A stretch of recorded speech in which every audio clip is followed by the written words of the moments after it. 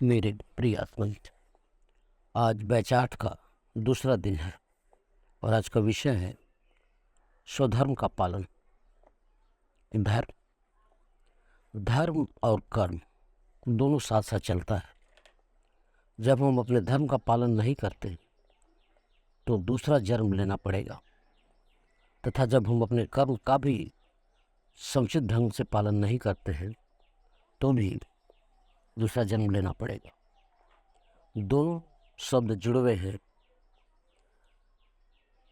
सभी आध्यात्मिक खोज वाले व्यक्ति के लिए यह महत्वपूर्ण सवाल है कि मेरे जीवन का क्या उद्देश्य है। अगर इस उद्देश्य को भी पूरा नहीं करता है तो भी पुनः जन्म सुनिश्चित है। अगर उद्देश्य नहीं पता चलता है तब भी हमारा प्रबुद्धत्व खतरे में है। अतः डिस्कवरी, इसकी खोज करना जरूरी है। सारे अवसर जो आपकी ज़िंदगी में मिलते हैं वही आपके उद्देश्यों को बता ही देते हैं। अपनी आत्मा ने स्वयं इस मार्ग को चुना है। अगर किसी कार्य से जुड़े हुए हैं तो अपने मार्ग पर निश्चित रूप से ले जाता है। इसे समर्पण और श्रद्धा से पूरा कीजिए। मास्टर बताते हैं, बचपन से ध्यान सीखना मेरा विषय रहा है। 15 साल में मैं खुद जानना चाहता था कि आत्मा क्या है, ईश्वर क्या है। इन्हें मैं देखना चाहता था। इसके 8 साल बाद मैंने ध्यान करना शुरू किया। पहले ही दिन मेरी तीसरी आँख खुल गई। मैंने सैकड़ों आईटी ग्रेजुएट्स को ध्यान सिखाना शुरू कर दिया। बाहर से अप्रिसिएशन मत खोजिए, खुद को होना चाहिए। छोटी से छोटी चीज़ ढूंढिए, प्राप्त कीजिए। बाहर से अप्रिसिएशन मत खोजिए, खुद को होना चाहिए। छोटी सी छोटी चीज़ ढूंढिए, प्राप्त कीजिए और खुद को धन्यवाद दीजिए। नोबेल प्राइज़ ही बहुत बड़ी चीज़ नहीं है। अपना धर्म क्या है, खुद खोजें, कोई और नहीं करेगा। इस जीवन के उद्देश्य को प्राप्त करने के लिए सद्गुण का विकास भी बहुत जरूरी है। सहानुभूति और समानुभूति, सिंपैथी एंड एम्पैथी, दो शब्द हैं। किसी के प्रति सहानुभूति ज़्यादा मत लाइए, जबकि समानुभूति सबके साथ रखिए। करुणा सबके साथ रखिए। अपने शब्दों और कार्यों के प्रति सच्चे रहिए। अगर आपके विचार, आपके शब्द और आपके कार्य संरेखित नहीं है, अलाइंड नहीं है, तो इसमें ऊर्जा का अभाव हो जाएगा। कम से कम अपने प्रति ईमानदार रहिए। विनम्रता और साहस, हमेशा लक्ष्य रखिए। कंफर्ट जोन में मत रहिए। अनिश्चितता के डर में मत रहिए।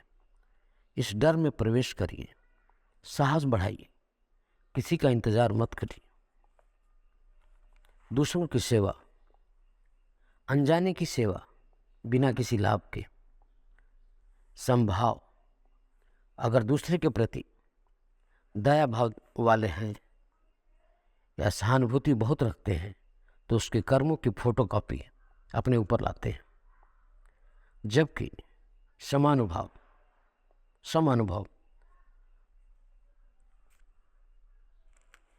वहाँ पर जाइए, उसकी मदद कीजिए, उसमें इन्वॉल्व हो जाइए। यह दोनों के लिए बेहतर है। खुद के अंदर जागृति पैदा करना।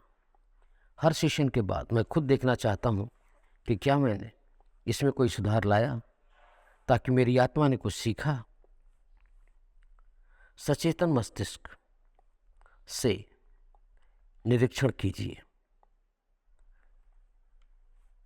अपने भौतिक गतिविधियों को देखिए, अपने शब्दों को देखिए, अपने विचारों को देखिए। वहाँ पर जाइए, उसकी मदद कीजिए, उसमें इन्वॉल्व हो जाइए। यह दोनों के लिए बेहतर है। खुद के अंदर जागृति पैदा करना। हर सेशन के बाद मैं खुद देखना चाहता हूँ कि क्या मैंने इसमें कोई सुधार लाया, ताकि मेरी आत्मा ने कुछ सीखा। सचेतन मस्तिष्क से निरीक्षण कीजिए। अपने भौतिक गतिविधियों को देखिए, अपने शब्दों को देखिए, अपने विचारों को देखिए, तुरंत जज मत कीजिए। आत्मा का निरीक्षण लगातार होते रहना चाहिए, खुद की जागृति प्राप्त हो जाएगी। इसका मतलब क्या है? अपने पूर्णात्मा तथा उच्च शक्तियों से संबद्ध होना और उनसे जुड़ना। ये सारी चीज़ें क्रमबद्ध तरीके से होनी चाहिए, रैंडम नहीं होनी चाहिए। एक वाकया मास्टर बताते हैं कि कोई सज्जन उनके कार्यालय में आए और उन्होंने सोचा कि उनके साथ 15 मिनट का वक्त बिताएंगे, मगर उनके साथ 1 घंटे का समय बिताया गया।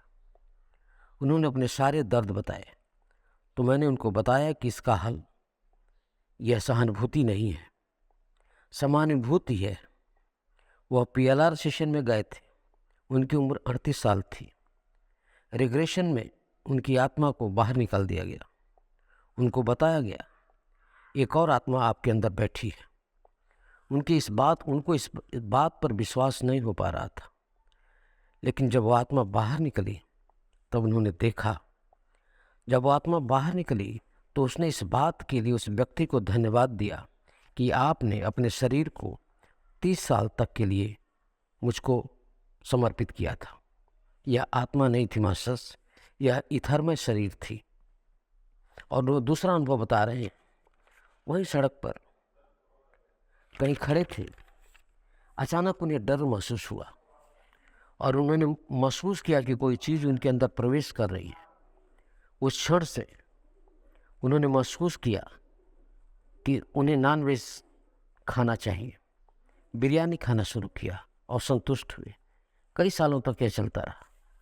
जब उन्होंने रिग्रेशन कराया, सारी चीज़ें वापस आने लगी। तीसरा वाकया, उस व्यक्ति ने बताया कि एक ही परिवार के माता पिता और बच्चे एक साथ उनको देखा और उन्होंने देखा कि बच्चा अपने पिता को मारना शुरू कर दिया है और बुरी तरह से पीट रहा है। और यह व्यक्ति उस पिता के लिए ज़्यादा सहानुभूत या दयावान हो गए। जब यह व्यक्ति ध्यान में आ गया तो उसने देखा कि उस पिता का सारा दर्द खुद ले रहा है। मात्र इसका कारण था कि वह ज़्यादा से ज़्यादा सहानुभूत में आ गया था और उसने सारे उसके कर्मों का ब्लूप्रिंट अपने पास रख लिया। उनके कर्मों को आकर्षित कर रहा था। जब भी वह व्यक्ति डर में होता था, कुछ ताकतें उसके अंदर प्रवेश कर जाती थी। जब भी डर में आ जाते हैं ऋणात्मक ताकतें, उनके लिए आपका पोर्टल खुल जाता है। वह ताकतें आपके अंदर आ जाती हैं। आपको हमेशा देखते रहना है कि मेरी भावनाओं को क्या हो रहा है, मेरे मस्तिष्क को क्या हो रहा है, मेरे भौतिक शरीर को क्या हो रहा है। बाद में आपको सफ़र करना ही पड़ेगा। जो लोग ध्यान में रहते हैं उनका आभा मंडल बहुत ही ताकतवर हो जाता है, लेकिन यह आपके मस्तिष्क से प्रवेश कर सकता है। इसलिए अपने विचार, शब्द और कार्यों में आपको सचेत रहना है।